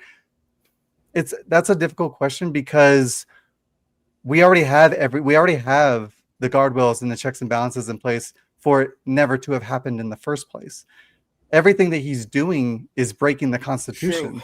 So there was already Yes. bills and laws in place to stop that from happening in the first place. So I don't know what we could do to make. I mean, we could propose another bill to make add more restrictions on certain things, but like Congress would never be able to suppress the executive power. Now, granted, he's overstepping the executive power, but Congress would never be able to suppress the executive power without the support of a a constitution amendment. And the only way to get a constitution amendment is you have to have 3/4 of Congress plus I think it's 3/4, and then like 3/4 of the states to approve it, right? And that's the only way that you'll get an amendment passed in Congress. So, but the Constitution already lays it out. Part of the problem is that the Supreme Court is sometimes following the Constitution and then other times not. There's this argument.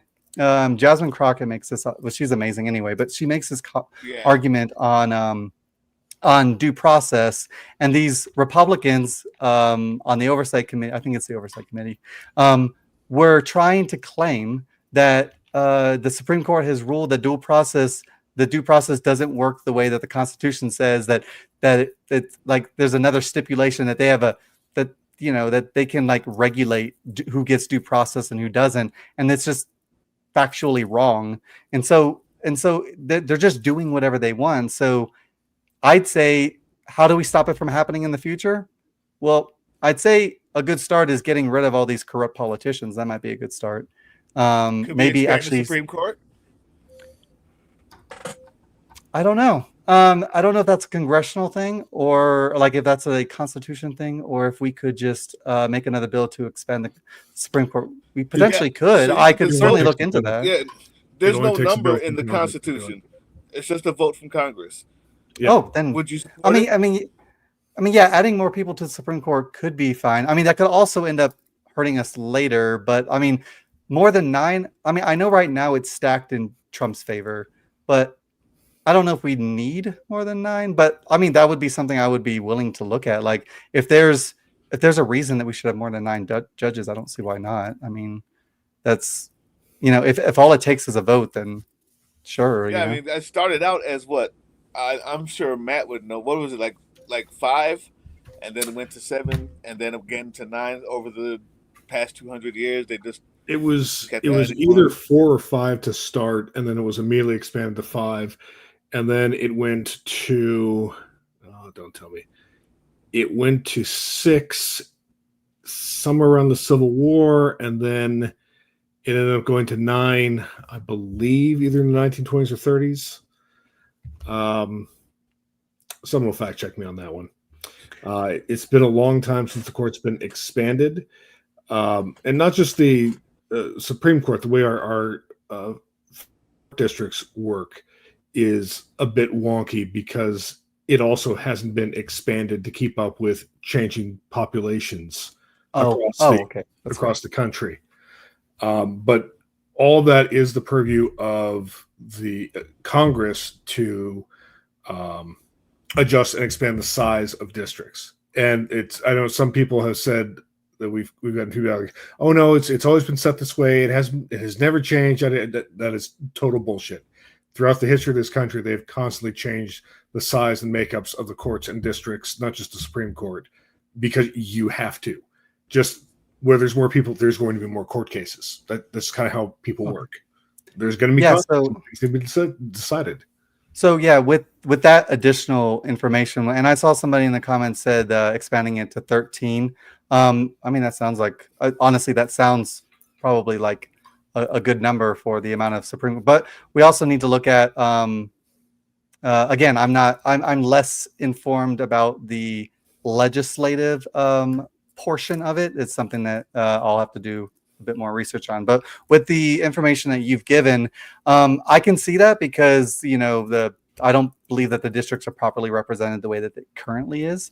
And so, yeah, I would say I would make a bill or a mandate to maybe more regularly make it a law that they have to regularly look at the districts and reapportion not just Supreme Court for the state Supreme Court, because a lot of people don't know the state also has a Supreme Court. Reapportion to look at the population to either add more congressmen and women also, because sometimes you might need to add more based upon population size. I would also add in maybe not gerrymandering and have it be based on, districts instead. But anyway, like counties instead. But districts and counties, yes. Yeah, but also look at that and say, okay, do we need to add more federal judges? Do we need to add more state judges? And then at least that way we have more. But one thing I do get wary on a little bit, which I don't always like. I don't know. I'm wary on it just because the legislative branch is the only one holding any kind of line right now. Is if say for example we did that tomorrow and like we expanded the Supreme Court to 13, right? No. Yeah, well, but let's just say we did, right? Hypothetical, purely. Well, the person who appoints the Supreme Court is the president. So, and now granted, we've seen dissent among the Supreme Court already, where Rogers and Amy Coney Barrett have flipped to the other side because they want to follow the Constitution instead of bow down to their overlord. But I worry that if he's allowed to do that, then he'll pick even worse judges who won't do that, right? And so that is a fear, but I do think on a ethical point, we probably should have more based upon what we've talked about. One of the things that Biden made it a priority to do that I think he doesn't get much credit for is that he worked to appoint and fill a lot of vacant judiciary posts to get as many in as possible before the election, before it went either way. So that it's not just that we could expand a number of these courts and judges. There's a lot of vacant bench seats right now, just because we haven't gone through, Congress has not gone through the process of appointing people to fill those existing roles.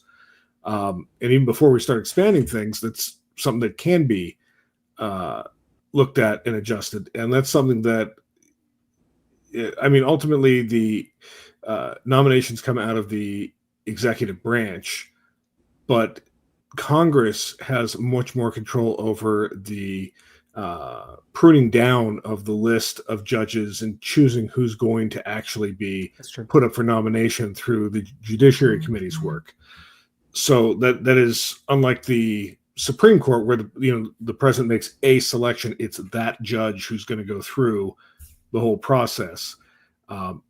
The other lower courts are a place where Congress does have a lot of authority that they can exert in order to shape the courts that handle 99% of all the court cases that actually go on. It's fairly uncommon for a case to actually get up to the Supreme Court. Even now with some of the ones with Trump, like the Supreme Court, I believe it was yesterday, just rejected 2 cases that would have vastly expanded gun rights by striking down rules against restrictions on assault-style weapons, in a case against Maryland's ban. And I can't remember the second one. It was something in the same vein. But the Supreme Court was just, we don't have time to hear this. We're deferring it to the lower court. We might revisit this at a later time with another case, but they can only get through so many cases.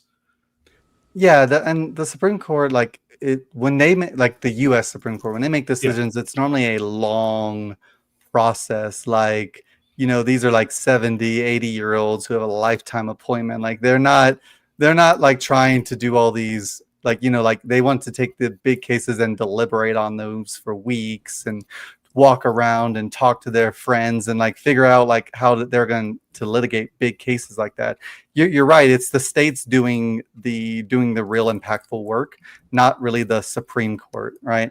And so, like, I would agree that we need to certainly fill those benches in the states first, because the states are obviously I think that the first line of defense, and they're the ones doing the nationwide injunctions that they want to try and take away in the big beautiful bill, because they're allowed to do those, And I could be wrong, because again, I'm not too familiar with the legislative part of it, but I want to say that the Supreme Court judges are elected and not assigned, but I could be wrong about that. Supreme Court judges are appointed and then voted on by the Senate. Okay. Judges at the state level for state Supreme Courts are elected. They are elected. Yeah, that's what I thought, because I remember there was a huge, and finally it came to an end. I think finally, and I forget the It was Wisconsin. It was the one Elon went to. Then it said the country was going to end if the MAGA guy didn't win, and he got smoked. So there's that one, but then there's also the North Carolina one where, and I forget her name, where they were in legislation, or litigation rather, about difference of 400 and something votes between them. You're absolutely right. Because they wanted to get rid of 65,000 votes. Yeah, because the Republican lost, and he was like trying to reverse just the Democratic areas because he was claiming election fraud, and he was trying to like. He just wanted to reverse the ballots in the areas that were predominantly African American. Yeah, weird. Those were the only ballots that were, for some reason, not valid. Yeah, couldn't put my finger on what it is. It's just, for some reason, just those ballots, just these streets right here. We just need to cut all of them out and just push them out because GOP doesn't think their voices matter.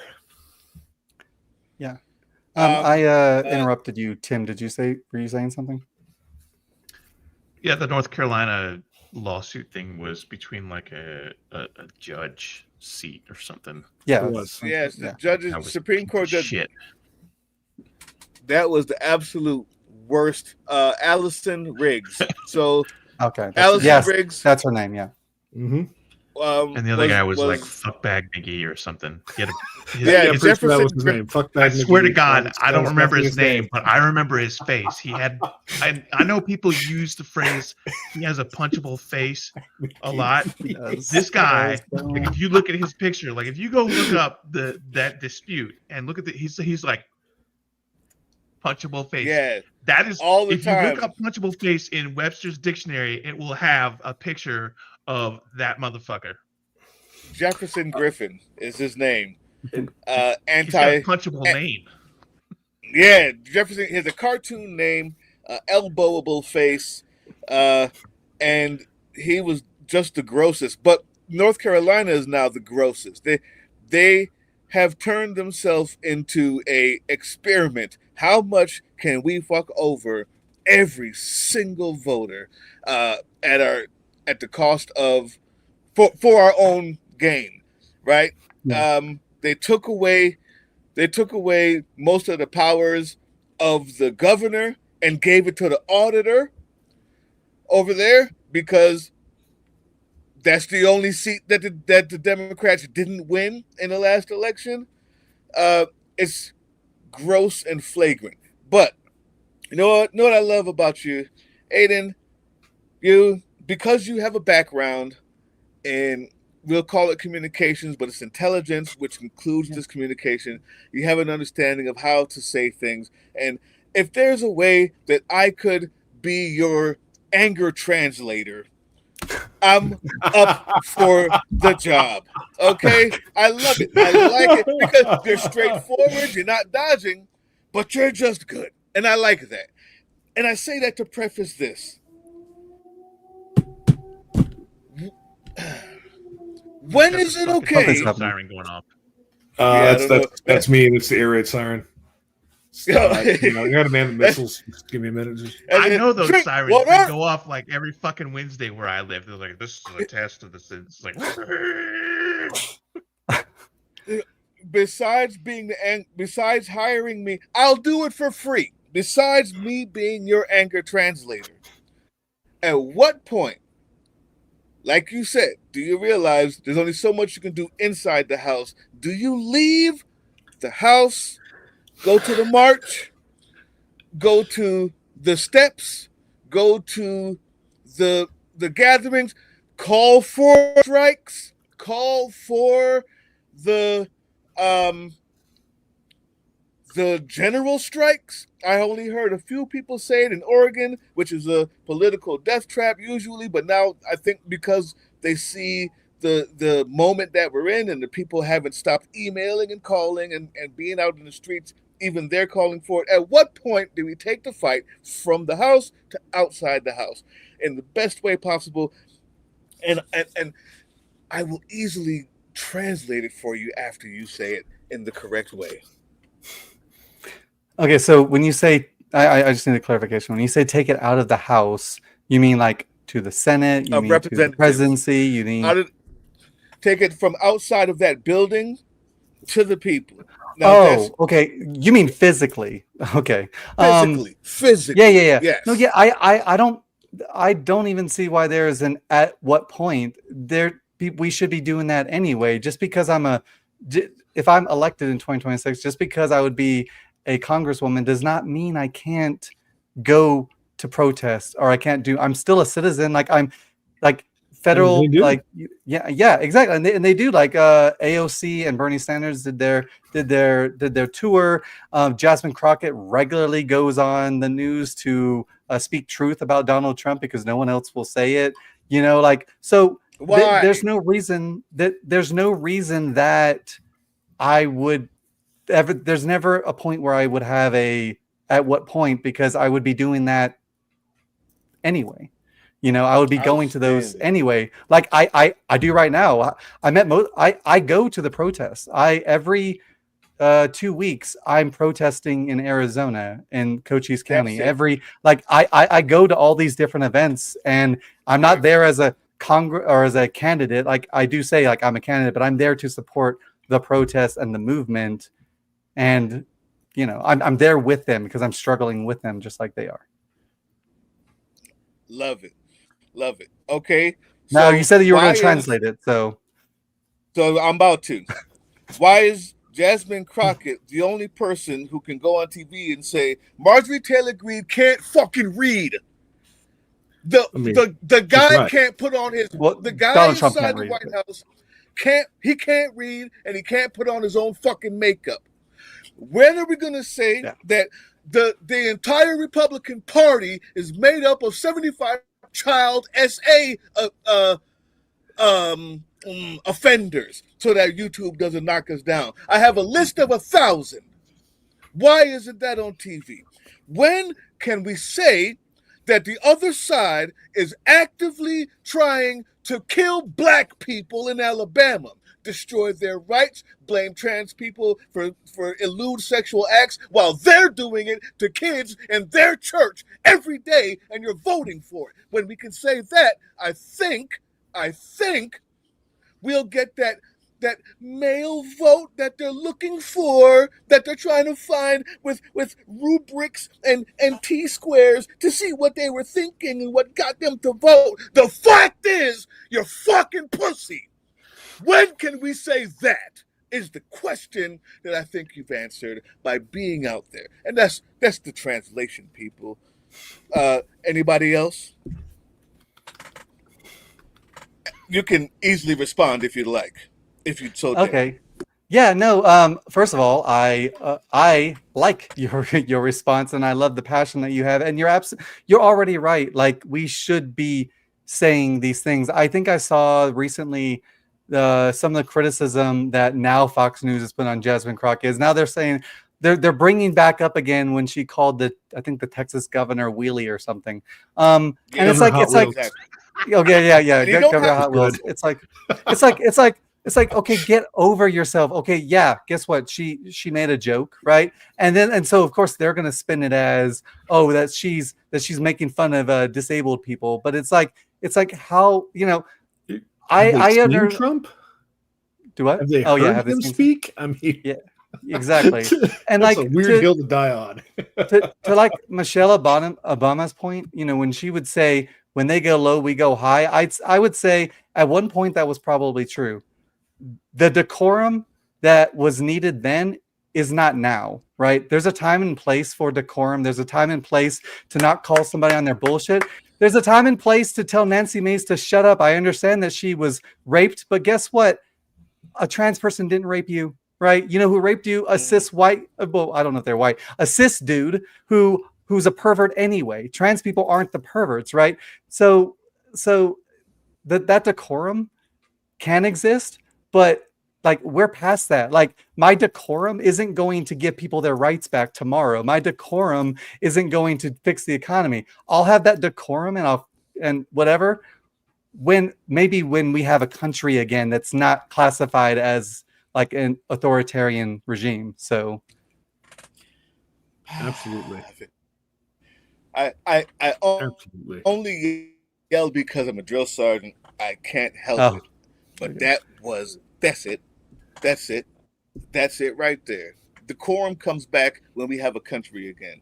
Until then, I'm tired of hearing the honorable so-and-so. Can you let me speak? Do you know one of the best things I've ever seen was when Marjorie Taylor Greene was flailing with her wooden gavel trying to gain decorum while the other I forgot the other House member was just holding up a picture like, you're lying. She's lying. She showed the picture. That one is of this guy holding a middle finger, but the full picture, he has two fingers as a peace sign, right? Something like that. I don't know if you guys saw that, but she's banging. No, you can't do this. No, you can't. Somebody asked for the drinking hat. Hold on. Wait a minute. I apologize. Excuse me. Oh, are we supposed to be drinking when we see that? All right. I didn't come good. prepared. I'm sorry. Glad you brought it out.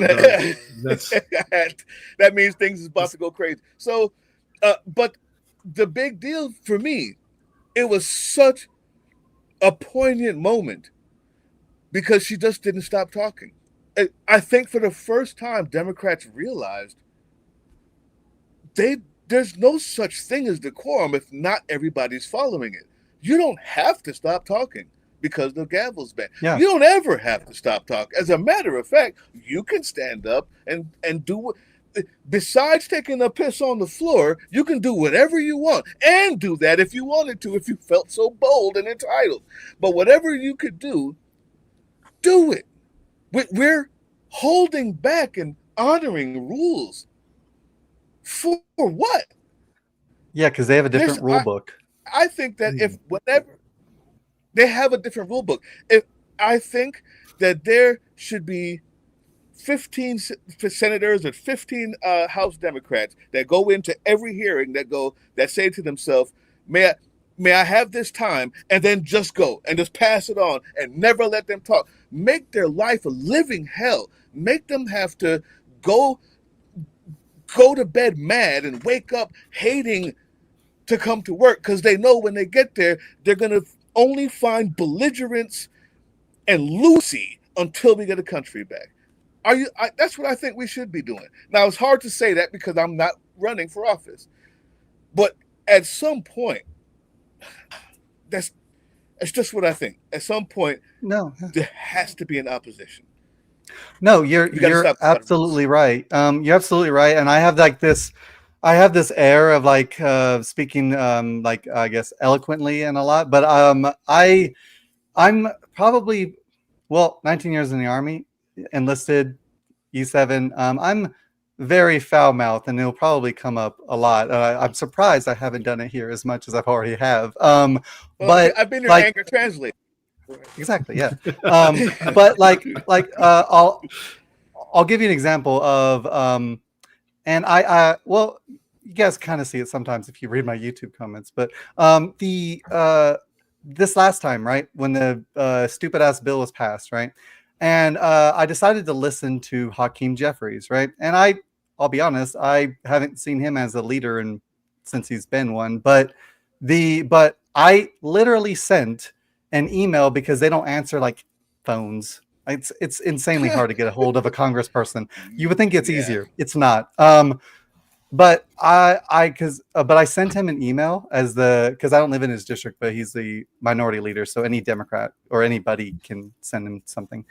And I sent him an email saying basically that I wanted to applaud him for what he's doing, but I also said that because for the first time that I could tell, he actually showed some balls when the majority leader tried to cut him off, and he stopped him and said, "I don't work for you, sir." And then he said, "Every time you interrupt me, I'm going to add 15 minutes to my speech."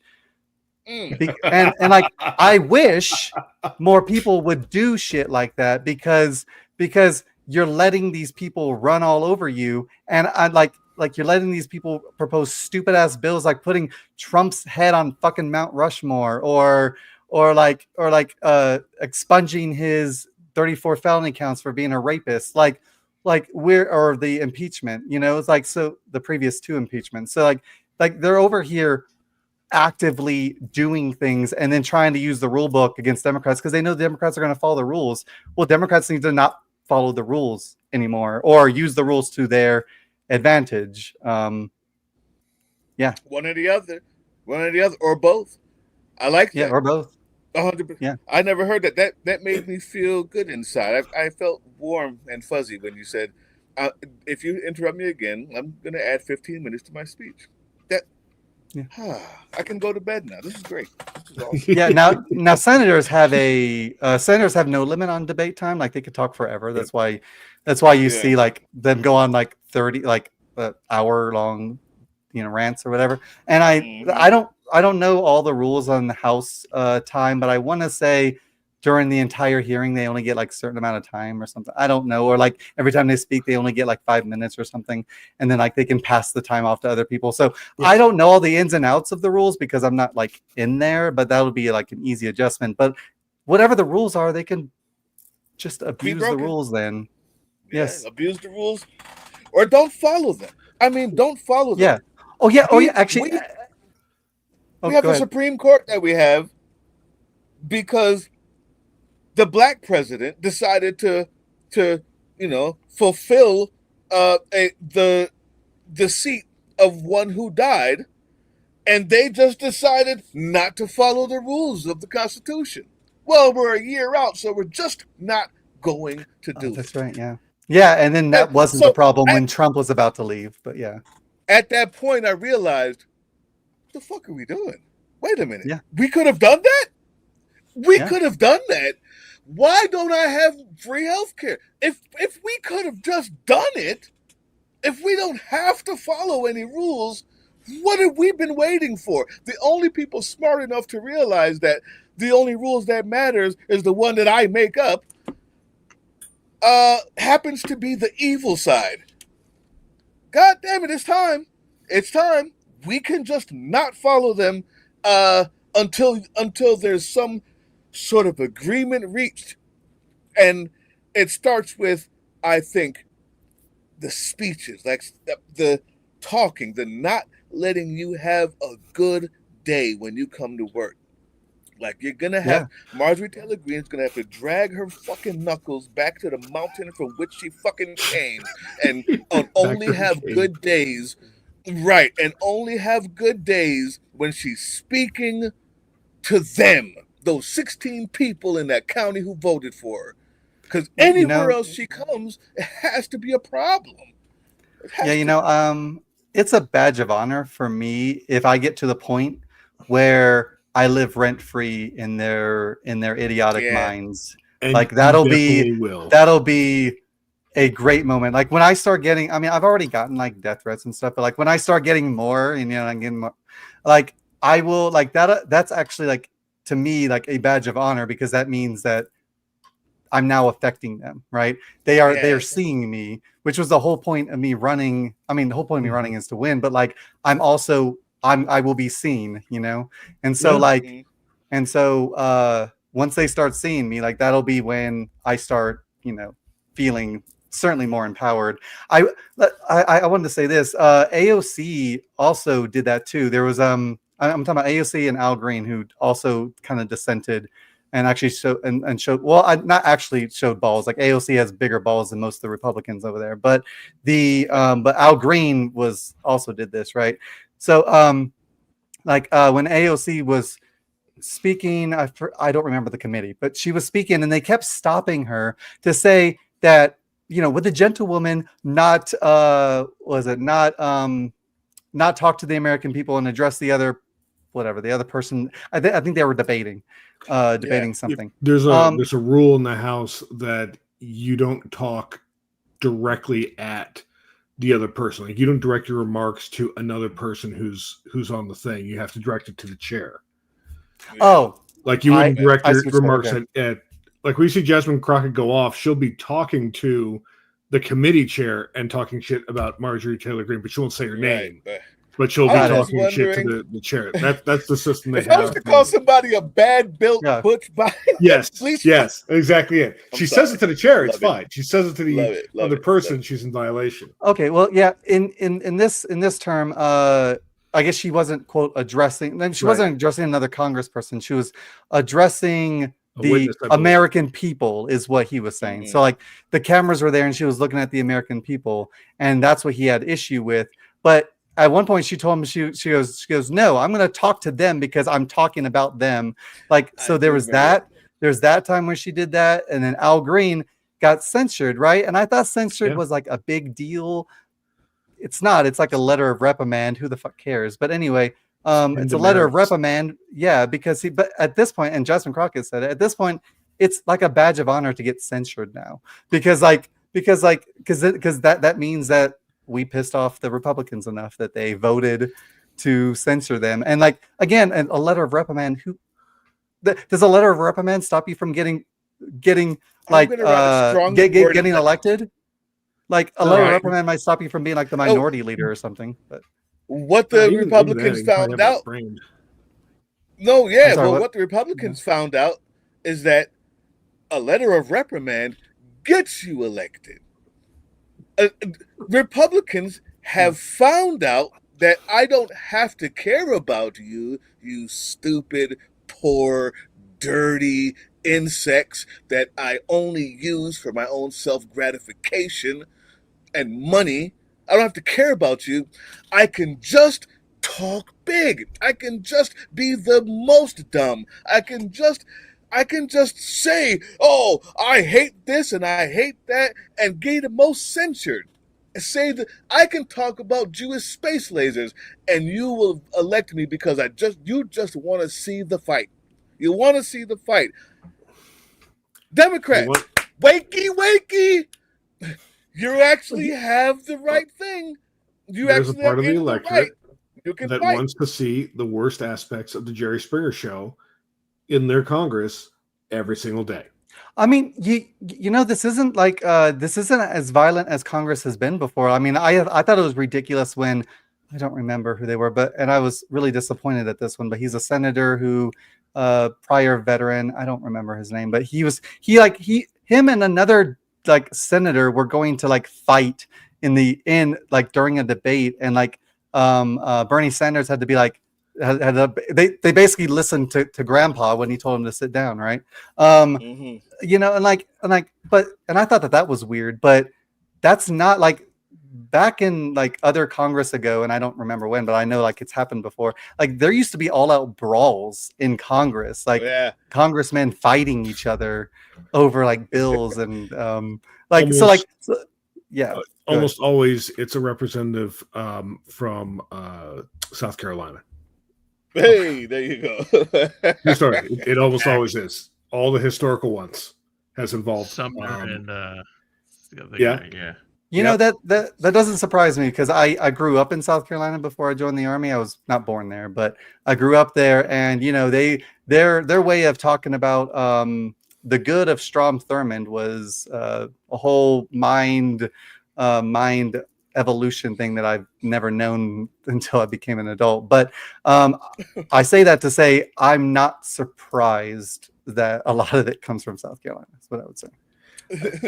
Fundamentally, and how we've gotten ourselves into this mess, perhaps in the abstract sense, is that we have a system that was not designed to have two political parties. Yeah, that's not how the Constitution was written. That was not the intention of the founders. Jefferson and Adams, in particular, went back and forth on a number of ideas, but they never, for all their brilliance, and I do think in reading their writings, they're both brilliant men, that obviously they got some things wrong, but they never thought that the U.S. would organize into a polar political party alignment. And you can see from the rules that are set up, it was never intended to be that way because it breaks with like this. It's open for abuse. We talk about just ignoring the rules, and the rule enforcement and the rule mechanisms are all built around the idea that there wouldn't be two big coalitions controlling everything, and just who has one more vote is just going to slam the other one into non-existence. That there would be these, coalitions of smaller groups that would coalesce for different ideas or for different purposes, and in doing so, it would be kept fresh and an always changing document. We fucked that up pretty good. Yeah, no, like I've always been like I hate it when they say bipartisan, to be honest, because it implies that there's only two parties. Now, technically, it means two or more, but still, like, it implies that this is only two parties, and that's part of the other reason I didn't run as independent, because like Bernie Sanders can get elected as an independent, but that's because he already has a big name for himself, right? And so like I would have never had the resources to be able to run if I was something other than one of the big two, right? And so that is a problem. And I think if we can like limit funding, then that's going to automatically say, okay, well then maybe we can have more parties, and when we have more parties, things will become more. It won't just be a you or us. It'll like you said, it'll speak to what you were talking about. And I think and I don't remember when it stopped. I learned it in American history, but I don't remember when it stopped. But I know that at one point we used to have more than two parties, and then at some point that eventually went away, but I don't remember when. But like, we used to have a lot more. We do technically have more. Like the Green Party and stuff, but what we lack ultimately is a path to the presidency for more than two. And the main reason behind that is the Electoral College. Yeah. Because there's just not mathematical sense for multiple parties, smaller parties, to win any kind of meaningful thing. And also kind of the mindset of the smaller parties is, to try to run a presidential candidate every single time rather than focus on getting state or congressional representatives elected and build a power base that way. It's just go for the gold every time. There's no incremental. If I hear one more freaking word from the Green Party, oh, no kidding, that decides to run every 4 years, take people's money and diss a fucking peer, I would love to know where they are now. Face of fascism. Like, buying as many magic crystals as they can. Where you've been. Yeah, the Green Party is always the Green Party is a good example of one that's always weird to me, because like I'll look at let's just take the most recent election for this seat that I'm going for right now. When I look at the most recent election, Kristen Ingle lost by like 1,800 votes or something like that, right? But the Green Party took like a good portion of that, and it's like, so I'm conflicted because I want there to be multiple parties. I don't want there just to be two. But at the same point is, if the other person can't, like if the third person can't win, then it's a way, then like I wonder if the Green Party wasn't there, would Christine have won? And that's a big question for me, because it's a system that needs to be fixed, but having more people run doesn't necessarily fix it, because then those people have to run. Green Party candidate for sheriff? Is there a Green Party candidate for judge? Is there a Green Party candidate for dog catcher? Is there a Green Party candidate for fucking sewage, whatever the hell. Why can't you do any of those things? Why are you too good for the other positions? The county registrar. Why are you not good enough for school board? Green Party. Why are you not good enough for trash collection? The only thing you can do is run for House, Senate, and President. The reason why the other, the reason why the parties exist is because people have them. They've seen them. They go and they shook hands with babies. Not every 4 years, every 6 months. There's something running with an R by its name and a D by its name. If you're going to be a party, start there. Start there. Yeah. And by the time you have a small base to actually do something with, maybe it's worth running. Maybe it's worth running. But until then, you just got a name. But listen, I got to go. It's 9:02. That's like my kitty's bedtime. Oh, he's bedtime. Bedtime. I always leave. So I'm going to leave you guys with this awesome conversation. Thank you, Aiden Swallow. I just got to say, I really appreciate what you're doing. I appreciate your bravery. I appreciate what you're doing where you are. And I absolutely can't wait to be talking shit about you when you win, because I have to. All politicians got to get it. But I promise you, I welcome it. Everything I welcome can to make you to get you there. All right, guys. See Big you, Doug. Sarge, Admin Mac, Congresswoman, 6th District, Arizona, right? Arizona 6th it. District. TD6, yeah. All right, I'll see you guys. Thank you so much for Yeah. coming. Thanks for Thanks, having me. Doug. That is a convenient stopping point. We've been going at it for Yeah. a little over 2 hours, Yeah. and So I I was need to just give my moderators a break. Yeah, I'm I'm actually surprised. I didn't realize that this was going to go as long, but I'm glad that it did. And one thing, but since I don't know if this will be the only time that I speak on your show, so I have to say this. You'll be back Okay. if you want. you will be back here. It's so weird, and I finally got to see you do it once during this interview, but it's so weird to see you see your, and I love it, the rage on your other videos, and then when you come into these, you're all so calm and just collected, and you don't say much, and it's just really funny because it's such a dichotomy that I'm like, but I got to see it. I got to see it come out a little bit, so that was good. So. I'm multifaceted. Yeah, I see that. Also, he has a cat. Also heard, have a yeah. cat. Yeah, he will jump up on the desk sometimes and like walk in front of the camera. I think on one occasion he has actually stopped and put his booty hole against the camera. So Yeah, my fortunately, cats have done that. Yeah, The crowd always loves that.